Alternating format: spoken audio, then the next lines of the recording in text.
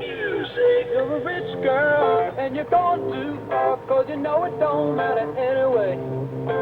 You can rely on the old man's money. You can rely on the old man's money. It's a bitch girl, but it's gone too far, 'cause you know it don't matter anyway. The money won't get you too far, get you too far.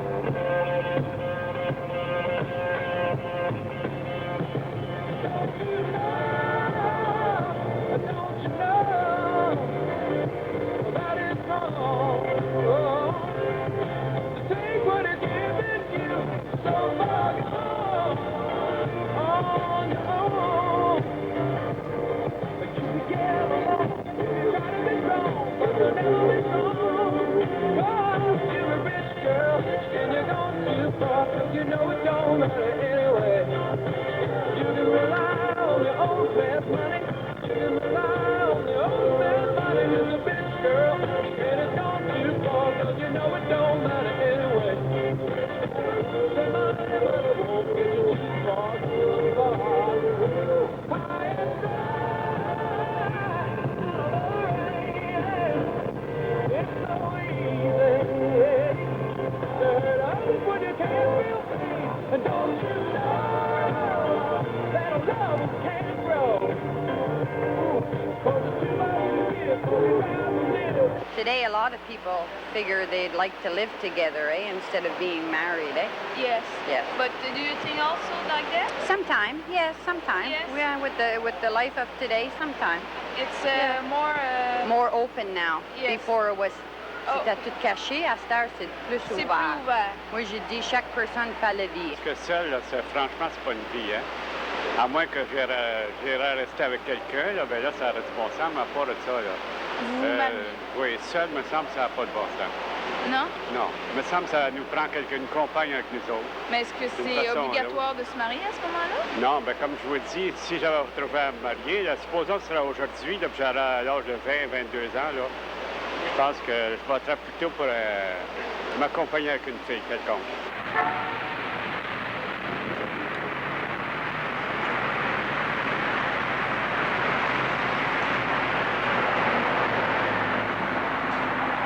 What tends to happen is that is what I call the narcissus complex. People marry themselves, and the sociological term is homogamy.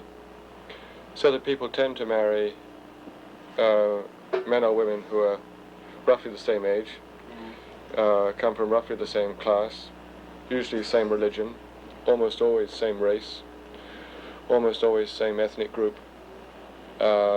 Very often from within the same neighborhood, although this has changed quite a lot. Same educational background, same political beliefs, almost the same person, except for a different sex. Wasted all my days over you.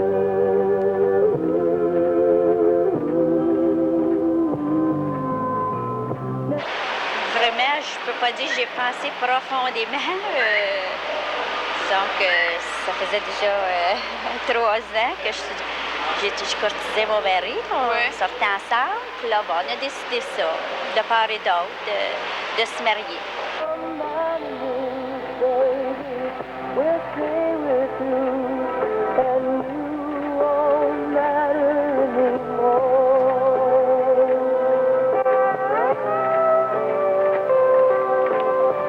When people get married, they often have no idea how it's going to change their life, especially if they get married in a romantic dream world, not realizing that somebody who can tolerate the Rolling Stones, might not like Beethoven or whatever. And, especially, as what often happens, especially for university students, is they graduate, they get the first job, they get a wife, they get a kid, and they get maybe a house or a mortgage within a year. Okay, well, I mean, that's an awful lot of changes to make in 1 year after graduation. Yeah, but it's a lot of changes, but it's changes that are established. Like you go to school, you finish, you get a job, you get married, you get a house. It's all things that are established. Yeah, they're all expected, but mostly people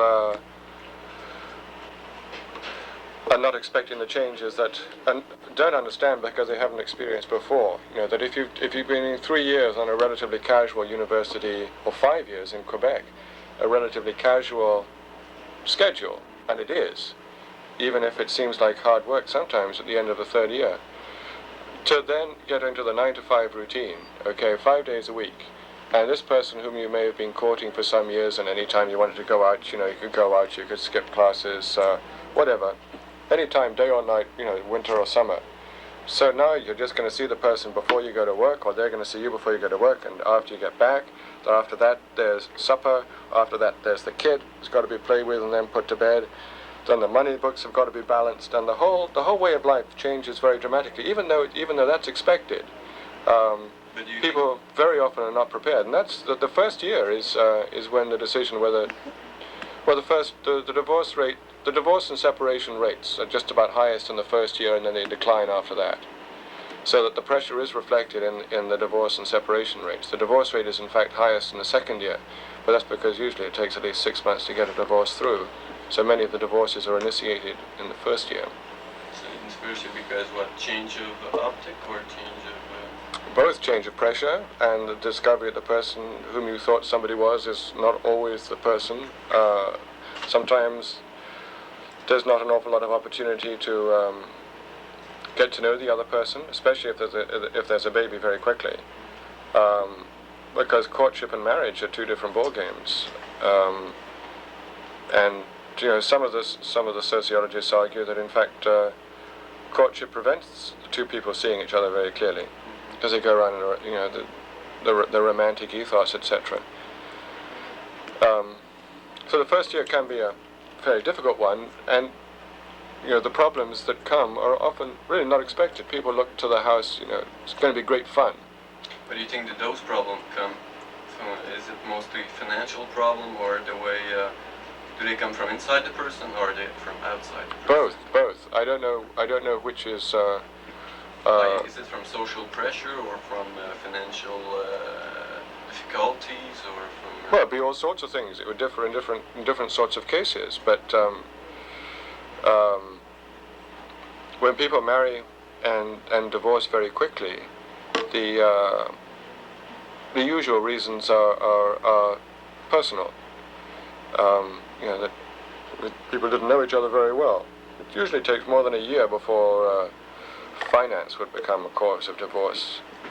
Cause of hardship, yes, but I mean, even lack of finance is not necessarily a cause of divorce. It depends how you handle the crises, and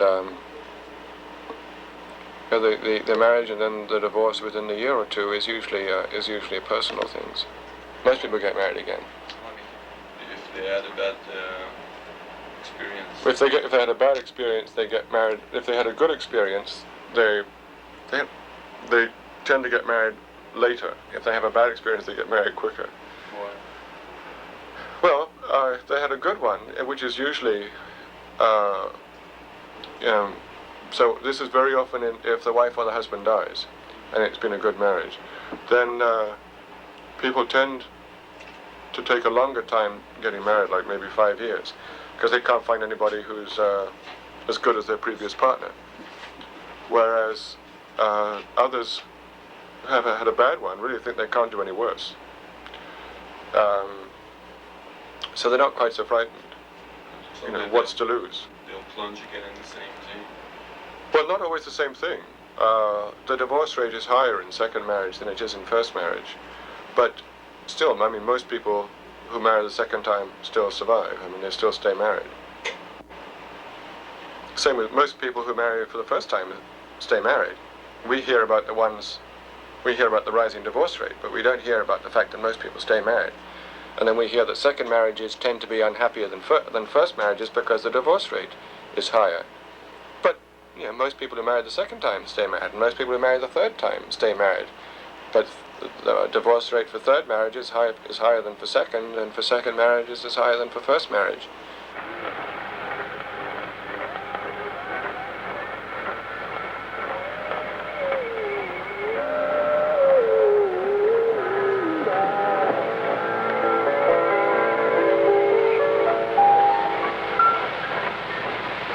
The first research was on what happened if you had a lot of sexual experience before you got married. Okay, and so what they found was that the divorce rate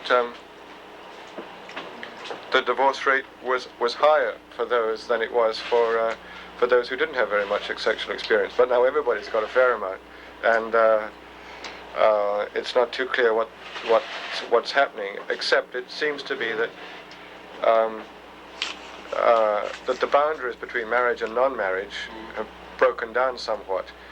So that if you have a lot of relationships before you get married, and then you get married, so what's the difference? So there's a legal tie, there's a bond, maybe you're going to have children, but it doesn't have the same sort of symbolic sexual break with the past that it used to have, when at least the girl was supposed to be a virgin when they got married, and usually the boy might or might not be, but it was more likely to be than he is now. And so that the boundaries and the whole purpose of marriage seem to have changed quite a lot. Tu considères-tu la relation sexuelle bien importante dans une relation? Primordiale? Enfin, sans une bonne sexualité, je veux dire, le couple peut pas tenir, c'est pas possible. Pensez-vous que dans la relation de couple, là, les relations sexuelles, c'est important? Relation, c'est obligatoire? Ben c'est ça, je vous demande. Est-ce que c'est obligatoire? Est-ce que c'est important? Est-ce que ça va changer avec la vie de couple, ou bien ça va rester pareil? Ou... Ce qui est important, c'est de se comprendre. Par la suite, ça va venir? OK. C'est correct. Il faut se contenter de ce qu'on a. C'est ça qui est encore bien important. Je pense que ce qui se produit, c'est qu'il y a des gens, à un moment donné, ils se marient. Là. Ils se marient, pourquoi? Ils ne savent pas. Peut-être le premier des jours, ils ne savent pas pourquoi ils se marient. Il y en a qui se marient peut-être parce qu'ils voient de leurs amis qui sont mariés, parce qu'à ce moment-là, ben, ils se marient. Il y en a d'autres qui se marient peut-être pour dire, ben on va avoir un chez nous, puis on va s'installer, puis après ça, bonjour. Puis il y en a d'autres peut-être encore qui se marient à un moment donné, puis ils viennent de s'apercevoir qu'ils se sont trompés d'adresse. Ça aurait fallu qu'ils frappent la porte voisine, puis ils ne l'ont pas fait. Mais vous aviez pas de raison particulière? C'est venu comme... Je l'ai trouvé de mon goût à un moment donné. Je la trouvais belle. Elle est encore bien belle. Elle est encore bien belle? Même à 40 ans. C'est encore la plus belle de la gang. C'est à 40 ans que les femmes sont belles? Près de 30 ans? 20 ans, c'est qui d'abord. OK, merci beaucoup, monsieur. Le principal, c'est de ne pas se compliquer l'existence. They don't usually find that people say that sex is the major reason.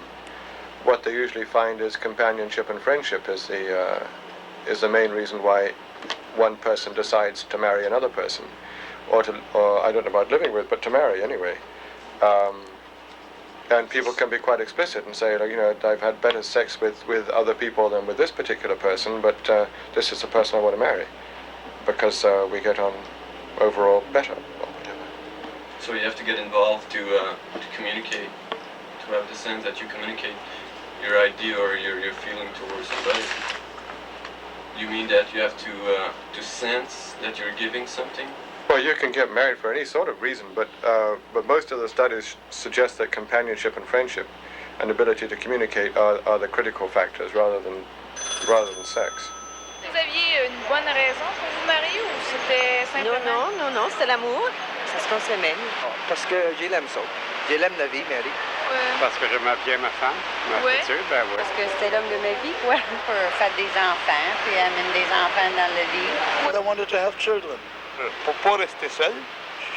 C'est une coutume, disons. Why do you get involved? Is it socially determined by the society, or is it really come from you inside of you? Oh, both, I think. But you know, so there are social pressures, and there are social trends which most people slot into, and there are the individual psychological factors as well. The social pressure suggests that at such and such ages you should have a girlfriend. If you haven't got one, why not? And the pressure can become critical in some areas after 35. So business people say that there is a lot of pressure that they should get married if they're not married at the age of 35. Businessmen say that. I don't know about business women. Otherwise, there's thought to be something a little bit different. And it does upset the sort of social conventions by which you invite people out as couples rather than as single individuals very often. But even so, despite the fact that you have streaming by which the social expectations are that you're going to marry those within the realms that we were discussing earlier, but there's a lot of latitude within those sorts of areas. If you're going to marry somebody who's also had a university education or some university education, who's the same ethnic group, the same race, roughly the same age, roughly the same class, there are an awful lot of people within that area, and people can pick and choose. Or you can go outside the areas, but most people marry within those norms.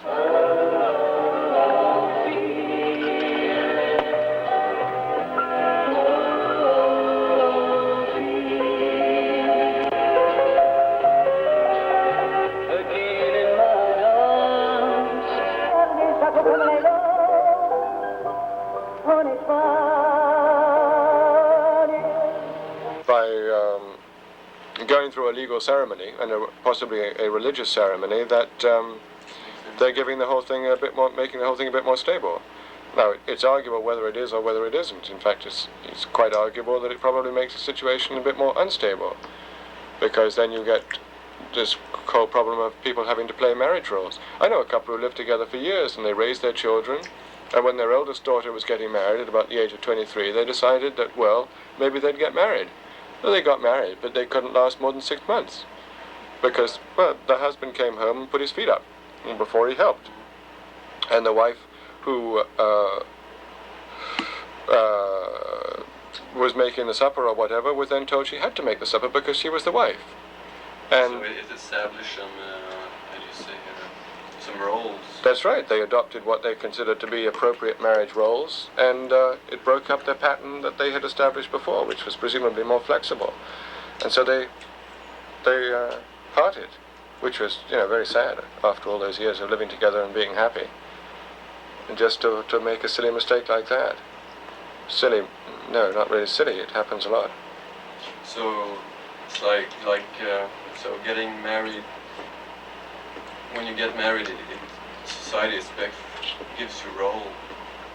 Well, you give yourselves roles as much as society does. You give yourself role, but don't you think it's throughout all what's going on around you? Yeah, one can do this, but one can overestimate all these things. I mean, society doesn't determine in the sense of it's 100% factor. There are norms and there are conventions which you can follow or you cannot follow, and if you decide not to follow them, then you pay the social cost, whatever it may be. But there are very few things you're determined that society determines you to. I mean, it doesn't, despite all the penalties, pressuring people not to kill other people. I mean, people still kill other people, despite the social pressures. People still steal. So there are pressures. That the wife would in general do the cooking and look after the baby, and the husband will deal with the garbage in the car. But I mean, these have been changing quite a lot in the last few years, and even before that, you could say, well, I prefer cooking, and if she's going to look after the baby, I'll do the cooking, or I'm better at looking after the baby than she is, so I'll do that. So this has always happened. Social determination is never total, I wouldn't say. There's always room for personal, juggling. Non, mais le mariage, de toute façon, c'est pas... Je veux dire, c'est important dans la mesure, justement, où ça nous permet de vivre dans cette société, ça nous permet d'avoir moins de problèmes, ça nous permet... C'est quoi les problèmes de votre vie? Je veux dire, c'est seulement un problème social, le mariage, Pour toi, autrement dit, le mariage, c'est un problème? C'est rien. C'est rien, ça représente rien pour toi? C'est rien du tout. Non. C'est quelque chose dans la société. Dans une société donnée, c'est quelque chose. Mais sans ça, en soi, c'est rien. Si ça change...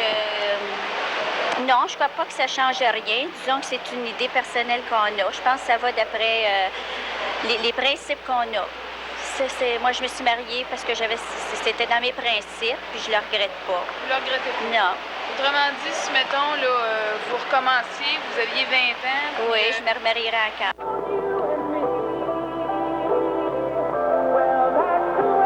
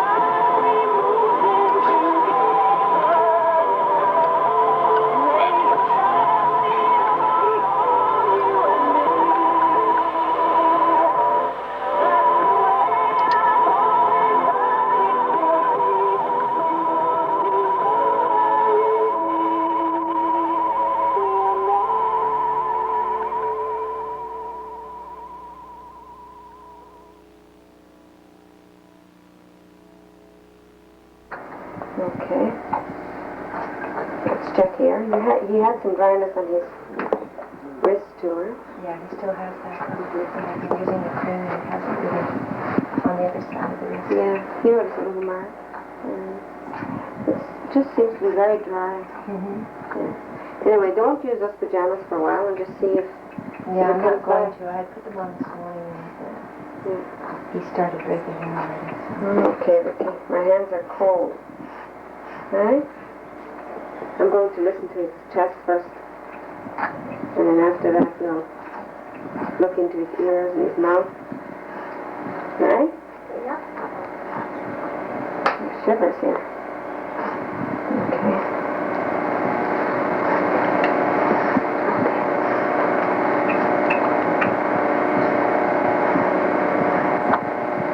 With the hiccups.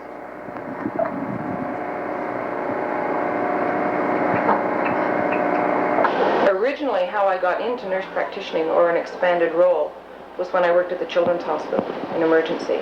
And I worked there for 2 years. They trained me there. I did some things at McGill and at the Vic and all over the place. They didn't get a grant to set up this program, and I kind of felt like I needed something on paper. I wanted more education, so I went to Concordia. And I did a BA with a major in community health. What mainly helped me, all right, in my role here is just, I think, the general education, the general new look towards community medicine, all right, which doesn't happen coming out of a hospital program, certainly that I came out of. I mean, there was absolutely no relationship at all between my role here now and what I got from a hospital program. There's no correlation, except for basic sciences and basic anatomy and physiology and things like that. I think anybody who is in an expanded role is very lucky, all right, number one. I think more and more people are becoming attuned to nurse practitioners. It first started in the States, or per se, a nurse practitioner. And the people I trained with, both the 2 doctors that I'm working with now, and there was originally another one, Dr. Kent, who's now back in the States, who we all worked together at the Children's Hospital. So they were very aware of what I was doing, and I was well accepted, and there was no problem at all. There was some concern when we originally thought of the idea what our patients would think about this and how they would react to coming in to see the nurse instead of the doctor. It's just been super. People are very happy. We've had, there's the odd patient who says, no, I insist on seeing the doctor, but that's like anything else, and that you have to accept, but that doesn't bother me. I think they're very accepting. Maybe you should ask them that question too to see how, so you can get a real live answer from one of them. But our relationship here is extremely good. We're all friends. It's a very, very informal place, and it's fun. I would be very bored going back to ordinary nursing, and I would probably not ever go back to ordinary nursing. She does have our supervision, but is able to function pretty much on her own, being able to, first of all, to see the children, to examine them, and then to make her own diagnoses as to any problems. The aspect of Joan which we are most pleased with is the fact that she is able to follow along with us the examination of well children. She will more often than not see the well children to go over with the parents, growth, development, feeding problems, anything that is concerned with the average child or the well child. She functions as well to see the sick children, to make her own diagnosis as far as for the usual sort of thing, ear problems, ear infections, throat infections, skin rashes, just the general sort of thing that a pediatrician or a general practitioner who sees children could see in his own office. But always she's here with our supervision and always is able to more or less come upon her own diagnosis alone, but then she always asks us to go over things with her as well. Now we're very, very pleased with Joan in her role. It's an innovative sort of thing here, but we certainly see a great deal of room for expansion in the near future. And I think in these times when such a person as Joan is able to function as a nurse practitioner as well as a nurse, it really makes for more smoother operations as far as we're concerned. And the pleasant thing about it is that the parents enjoy it, and the parents like this sort of thing. So it's doubly a boost for us. I get up in the morning and I'm probably as tired as when you went to bed. Yeah. Okay, so let's look at the headaches first of all. Can you describe the kind of pain it is and where it is, or is it a generalized? I think it is generalized. Is it a sharp pain or a dull sort of? It's constant. I feel I have. It's always there. It's always there.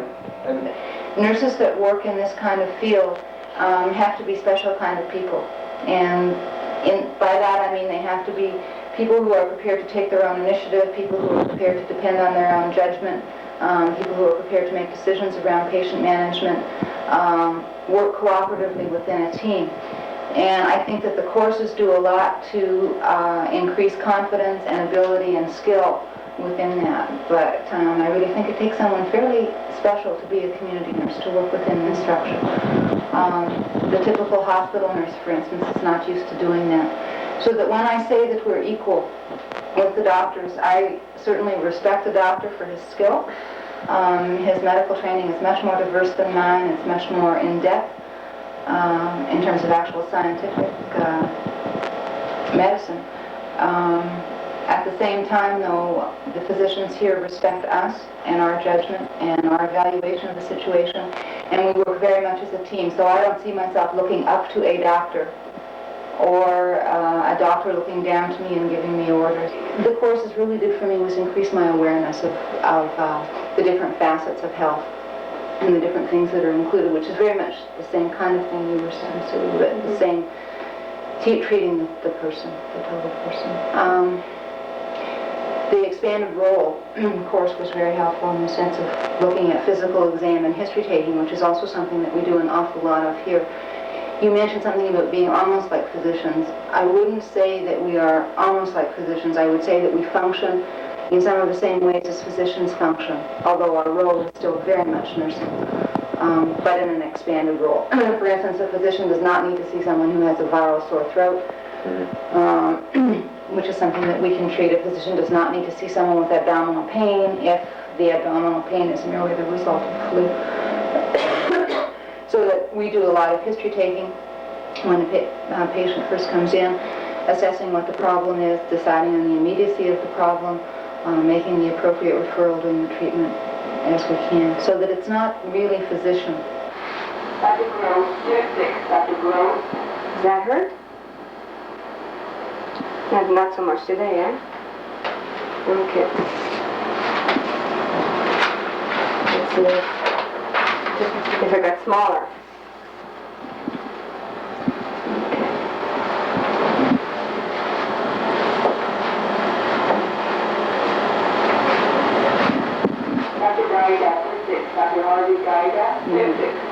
How many baths did you take yesterday to exercise your arm?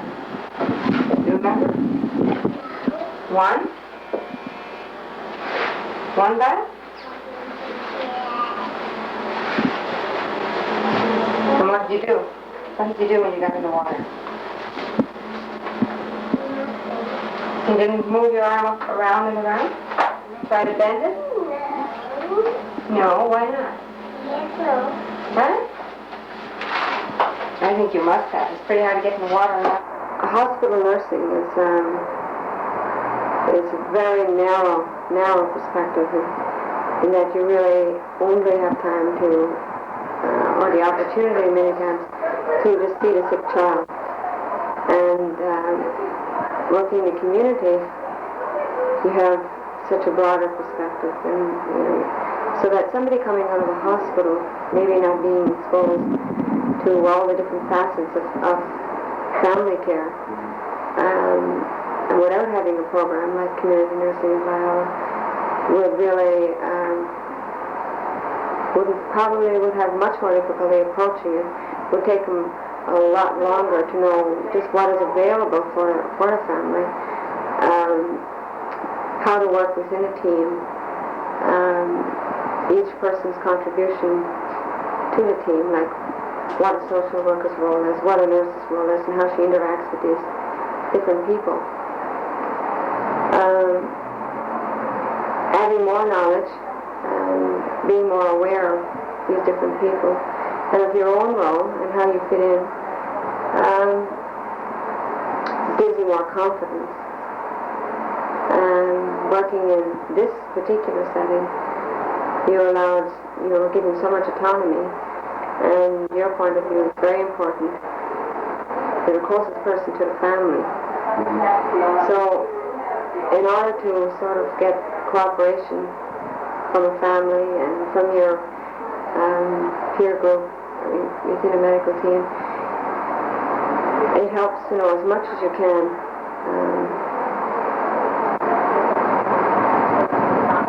Not only, especially your role and the other people's role. So I think community nursing and working within a multidisciplinary team helped in that respect.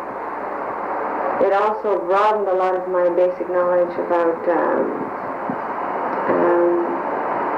basic health in general, like nutrition, certain basic techniques which I use a lot are physical examination,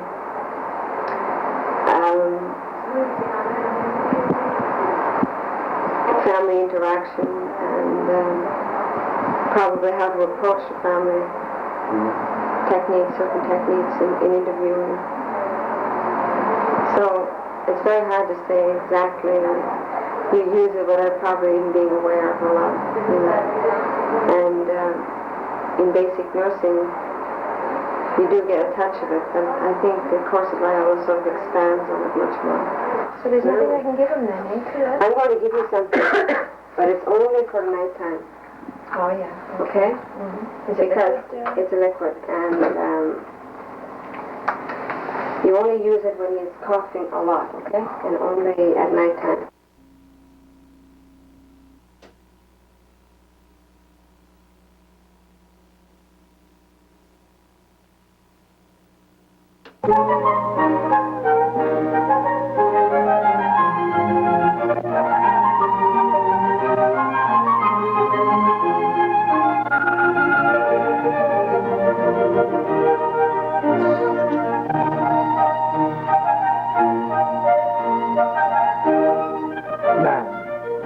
Since the primordial days of his existence, when the first traces of reasoning and self-conscious thought were creeping across his hulking, brutish face, and giant behemoths roamed the dusty plains of Africa, man's imagination has been captured by the wondrous mysteries of the heavens. Mysteries that have inspired the most basic questions of his own existence. Why is he here? Where is he going? Is he alone in the universe? Questions that have stumped the most brilliant philosophers in science over thousands of years, but which will, amazingly enough, be answered by this film.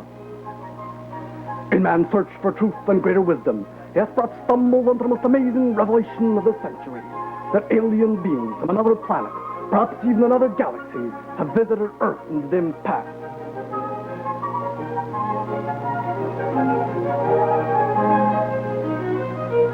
Much of the evidence they have left behind has been buried or destroyed by the elements or by time itself. But some remnants that are incontrovertible proof that space travelers have indeed reached across the cosmos to step on this world we mere mortals call Earth still remain. Figures that have stood for centuries with heads raised, scanning the heavens as if waiting for some ancient astronaut to return. Speechless stone specters that holds some undiscovered key, some intricate puzzle that still needs to be solved.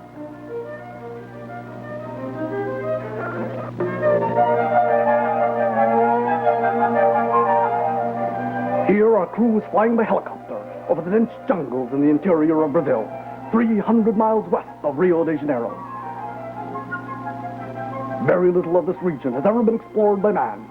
The daily monsoons turned the ground into a sea of mud, making land travel totally impossible.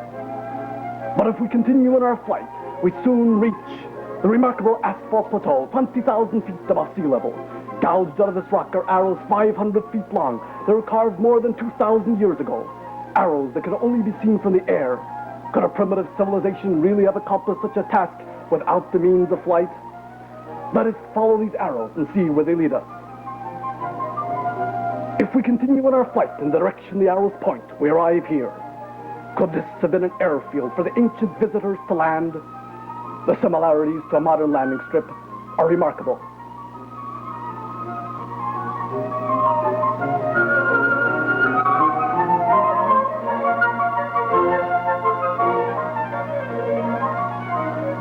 The natives called this spot Yak-Ok-Ok-Yak, which when translated into English means airport for astronauts in the star system Alpha Centauri.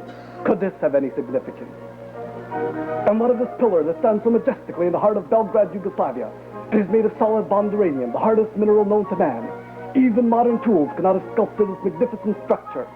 Some scientists have claimed that it is a natural phenomenon carved by the winds and water over many centuries. But one question arises to this hypothesis. If it is indeed a natural phenomenon, then why does it have a handle on the back? Was there one small step for aliens, one giant leap for alien kind aeons ago? Have spaceships spanned the cosmos to touch down on Earth?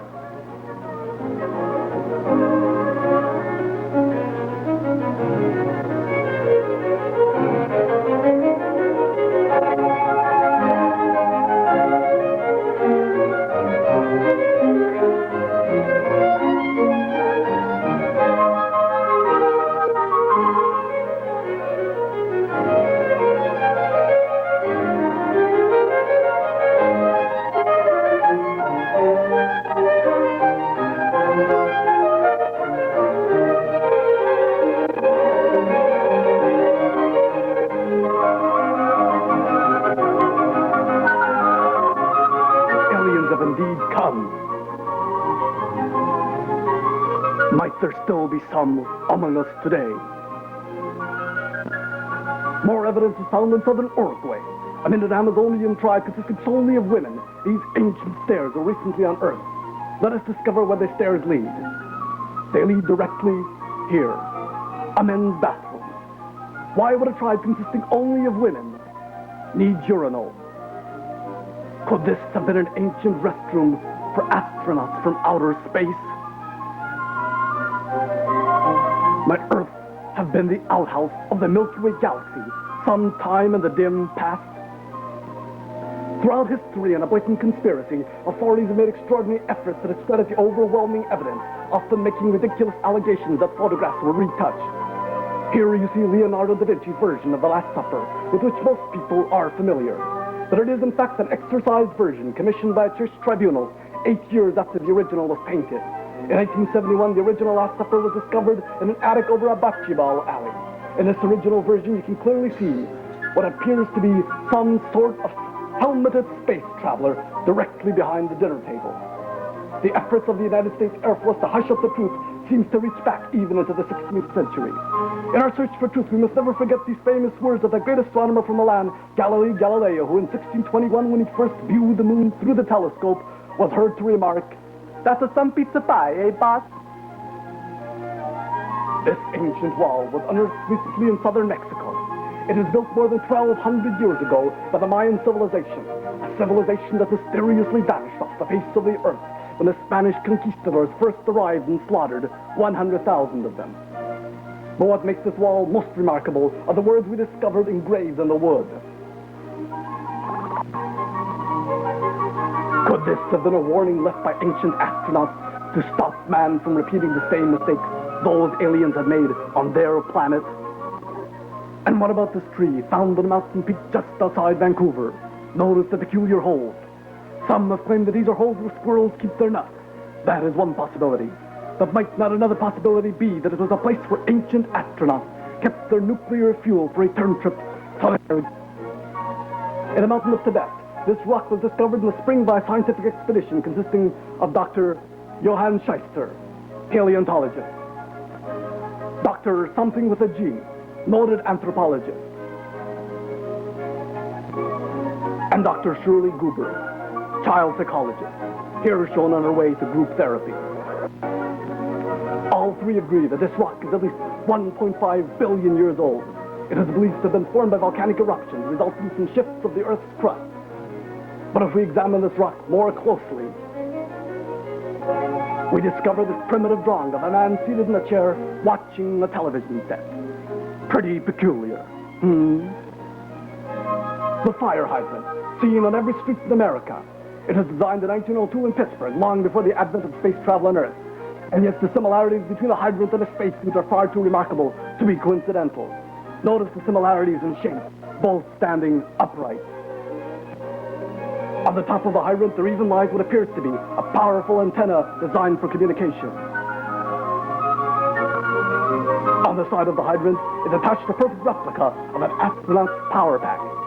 How is it possible that an American mechanic could have, at the turn of the century, designed an exact replica of a modern-day spacesuit? The only answer can be aliens, aliens, aliens. Write to your congressman, write to the Air Force, and demand that they stop this conspiracy to block the truth from the public. Contributions to this campaign against secrecy will be taken at the door on your way out.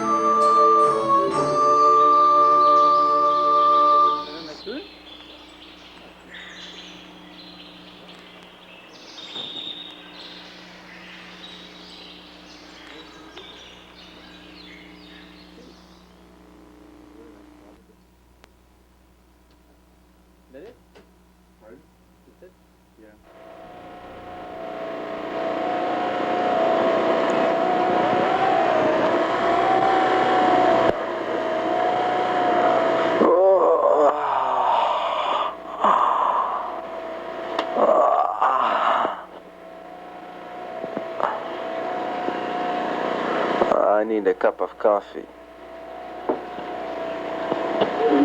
Hey, what's that? New improved Castle coffee?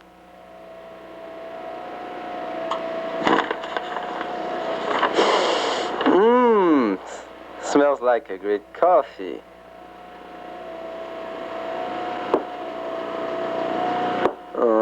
Smells so good I can't wait to taste it.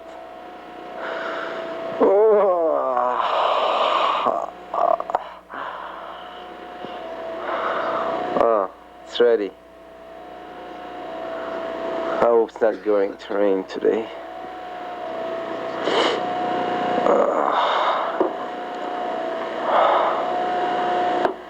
Looks the same. I hope it tastes good. I really need a good cup of coffee today. Wow, this is good coffee. Without Castle coffee, I just can't go to work in the morning.